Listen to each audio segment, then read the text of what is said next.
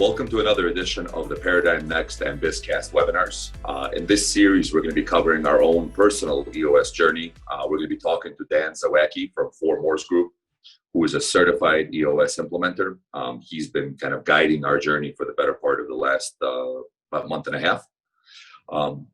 What's happened in the last month and a half is, even though I read the Traction book by Gito Wickman probably about 6 months ago, we tried to self-implement it ourselves. And while we implemented each individual part and it seemed like it was working and we saw some changes, we really couldn't piece them all together and make them truly effective for our business. So in this quarantine, through this entire period, we had a chance to really kind of step aside from the business and take a more 30,000-foot view in what we needed. And what we realized that we needed that organizational structure and the background and the system that works to run our business. Dan's background of being an entrepreneur for 30 years in the same business, scaling that business and eventually selling the business, kind of validated his experience and assured that he would be able to bring that experience to the EOS implementation journey. And true to form, we have now been working at it for a little bit, and I'm seeing fundamental changes in the way we run our business. I'm seeing changes in the way that our people have become more accountable. We've had some people fall off as a result, but these are people that weren't kind of rowing in the same direction with us to begin with. So that's, it's been eye-opening. So without any kind of further ado, I'm going to introduce Dan Zawacki from 4 Moors Group and let him kind of take over. Well, thank you for that fabulous introduction. I feel very lucky to do what I do. And that's really what I do, is I help business owners get what they want from their businesses. And it's really important right now because I was just reading a statistic from the U.S. Bureau of Commerce that 1 in 4 companies are going to go out of business this year. And that is just a staggering amount. And nobody wants to be in that statistic. And, part of what EOS does is it builds the structure so that organizations can grow, right? And if you can grow and with the right structure, you're going to be more profitable.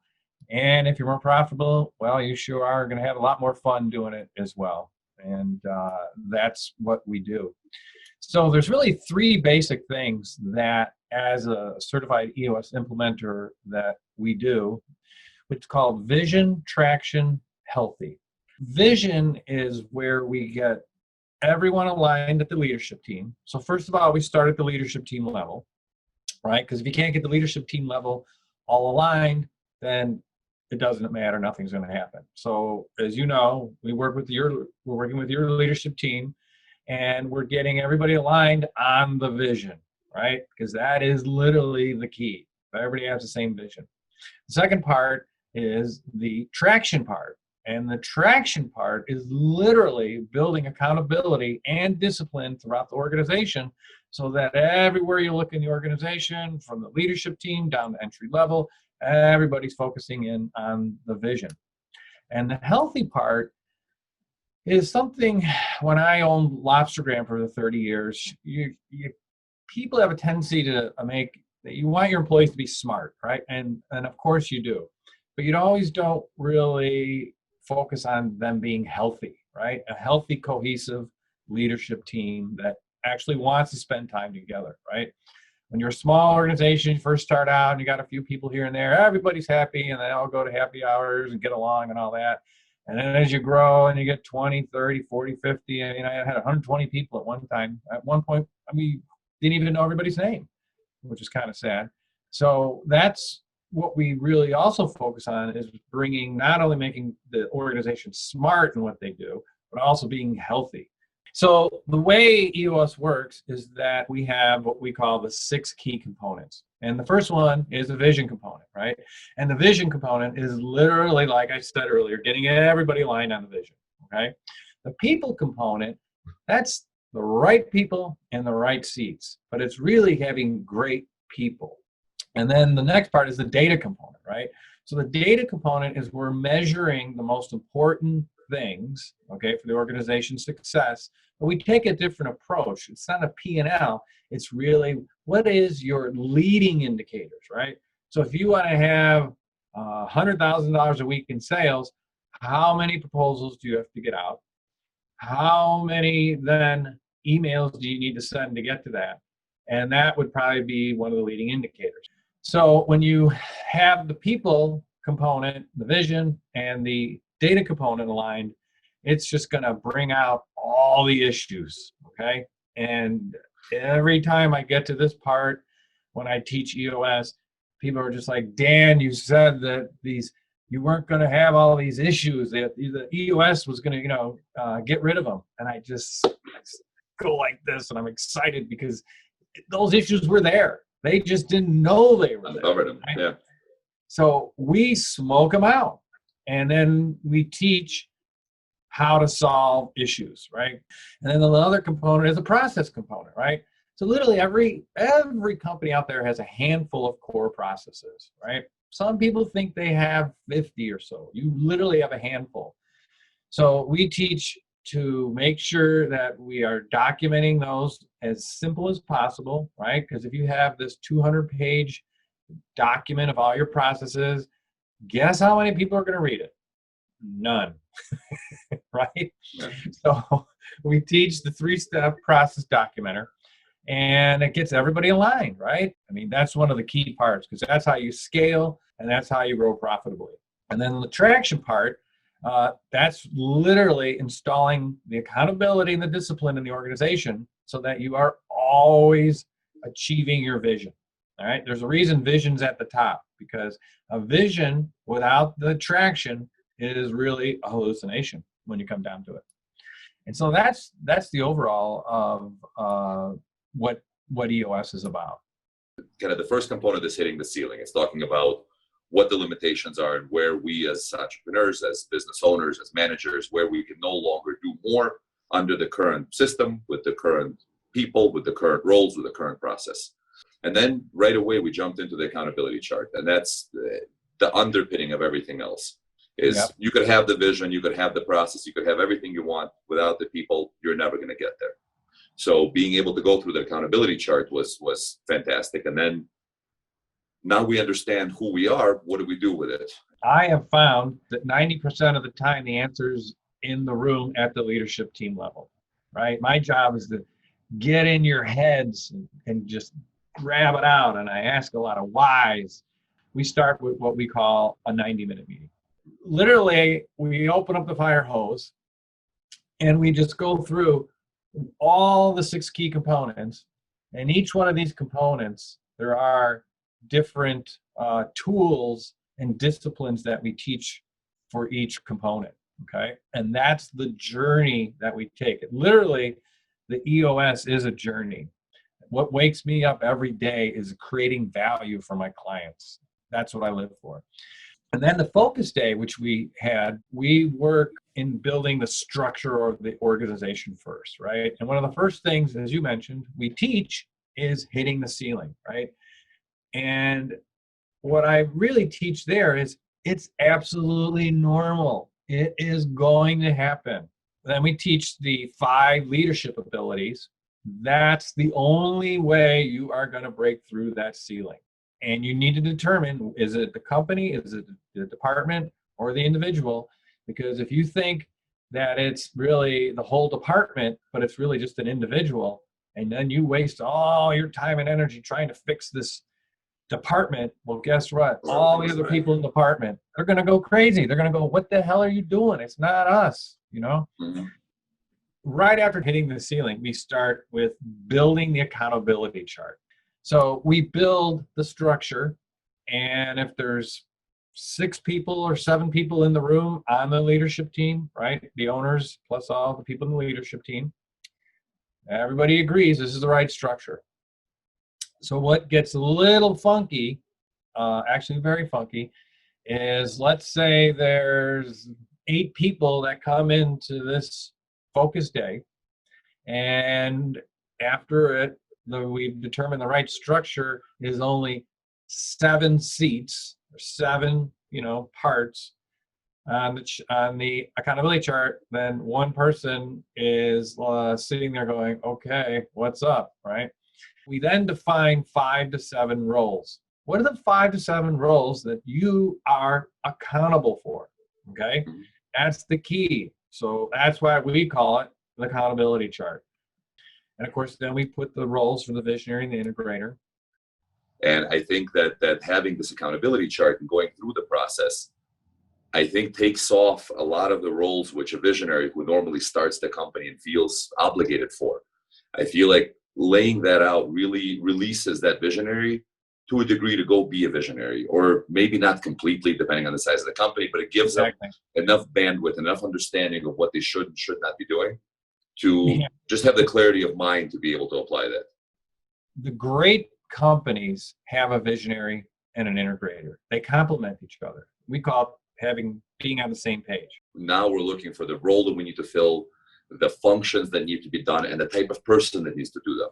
And I feel that EOS kind of also bridged that gap for us. So rocks are the big problems essentially, or the projects that we have to accomplish in the next quarter or 13 weeks as it measures down. Those are, those are goals, are issues. They're the big ones. That's the ones where we only list a few, but we set a plan in motion to make sure that at the end of that quarter, we actually have them done. Rocks is a sticky term for objectives, right? But nobody likes objectives. They want rocks. So what we do is at the leadership team, we have what we call company rocks, right? And company rocks are these projects or these big, hairy problems we need to solve in the next 90 days that will help the whole company grow, okay? That's what company rocks are. Individual rocks are literally maybe your department, right? That seat, that would help their department, or it could be even something you personally need to do as well. And so in true EOS fashion, we always say less is more, okay? In personal life and business especially, you have all these projects, you want to do all these things, but you never have time to do them because you have the day-to-day operational stuff, you have the issues that come up, and you never really come back to them. So I think laying them out and coming back to them, on a weekly basis and seeing where you're at and knowing who are the people that are responsible for it and them having to report on a weekly basis on exactly where they stand. I think it's been a fundamental change, and it's actually a perfect segue into, now you have the right people. Now you understood that you've hit a ceiling. You've put together the right structure for the team, and you have the right people. You've identified what your problems are. And many of us have done different parts of that. We've identified our problems, and then we kind of shrugged our shoulders and then moved on with our life. EOS, Gino created this, we call it the level 10 meeting, okay? And it is literally the best way to run a meeting, but there's a few rules with it, and that's one, it's the same day every week, all right? And it starts on time, okay? So that means if it starts at 9 in the morning, everybody's ready by 8:55, right? And that it also ends on time. It lasts 90 minutes so that you're not, people are scheduling their 90 minutes, and this is at the leadership team level, right? Everybody's in there. And the first thing in the agenda is that we call it a SEGUE. And the SEGUE lasts literally 5 minutes, no longer than 5 minutes. And just simply, you sit in, everybody's around the table. Hey, what's the best business thing that happened to you last week? And what's the best personal thing, right? Again, that's where it starts building that team health. The next thing we look at is the scorecard. And we're going to get to the scorecard right here, but the scorecard is the leading indicators, which I had mentioned a little earlier. And then we basically say, is that number on track or off track? If it's on track, great, awesome. If it's off track, boop, we call it drop it down, where we have more time to discuss it. And just a little bit of feedback on this point, I think this is the biggest problem with implementing the L10 meetings is getting people, myself included, not to discuss it, because stating that you're off track on something kind of begs for you to say to justify why. And then right after that, we go into what we call the rock review. And you say, are we on track or off track? If they're off track, we call it, you drop it down into the session part, where in the part where you are identifying, discussing, and solving the big issues. After we talk about the scorecard, on track, off track, then we talk about the to-dos, right? So everything we solved last week, we have somebody that has a to-do. And that to-do, then you review it that week. Is it to done or not? Simple. If it's not, drop it down. And then we get into employee and customer headlines. What's going on with our clients out there? What's going on with our employees? Are people happy? Are they not happy, right? And so if you think about it, each one of those 5 things is 5 minutes. So in 25 minutes in the meeting, you and the whole leadership team know exactly what the heck is going on in your organization. And then we have 60 full minutes, 1 hour to solve issues. And that's basically, we call it IDSing. And I stands for identify, D stands for discuss, and S stands for solve. And then at the very end, we have what we call the conclusion. So you have 5 minutes to conclude, and you recap your to-do list. So you look at everybody right in the eye. Here's your to-do. Do you understand that was it, what we just said? Yes. Or, oh, wait, no, I missed that part, right? So we get clarity.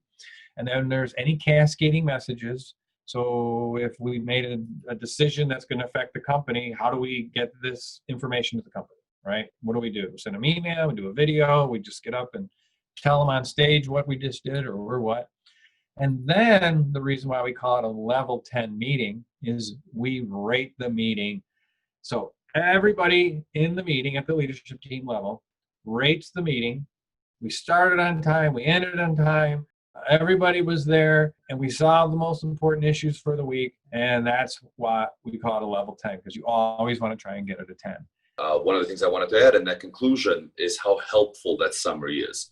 And especially if you're using some kind of tool. So we're using Traction tools for it. It's basically a software that puts all of this together. And at the end of our L10 meeting, it gives us all of the issues that we solved, all of the associated to-dos. So it's not just a list of to-dos and no tie-in on what the bigger issue is. I think it's a great summary, and it's a summary that gets emailed out to every meeting, and then they see how they play a role. So one issue might have 3 to-dos assigned to 3 different people.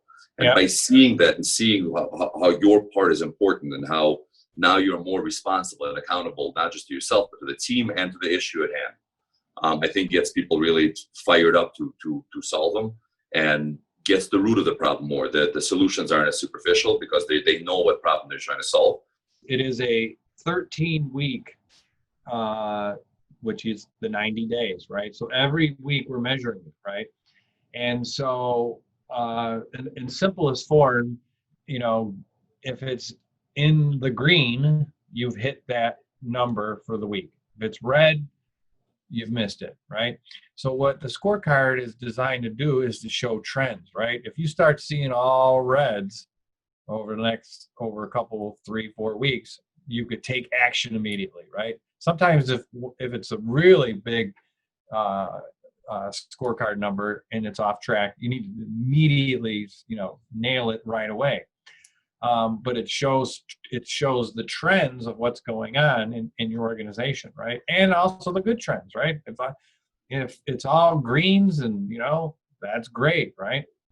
Well, it is a pleasure working with your team. You guys are really fun to work with, but also really dedicated, and that's what I love. That's what I really enjoy, working with people who are really excited about it. And we are definitely excited, and I think you've played a pivotal role in our excitement.